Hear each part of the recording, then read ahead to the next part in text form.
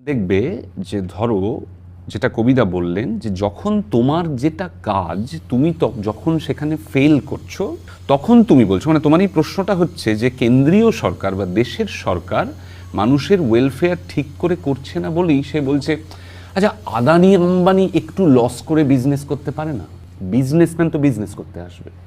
একটু যদি শিল্পপতিগুলো ভালো হতো, ব্যবসাদারগুলো যদি একটু ব্যবসাটা কম বুঝে মনটা বুঝতো, তুমি কেন এটা অ্যাপিল করছো? বিকজ মন যে বুঝবে বা ওয়েলফেয়ার যে বুঝবে, ভালো যে বুঝবে, সেটাই তো তুমি। ওয়েলফেয়ারের সিদ্ধান্ত তোমাকে নিতে হবে।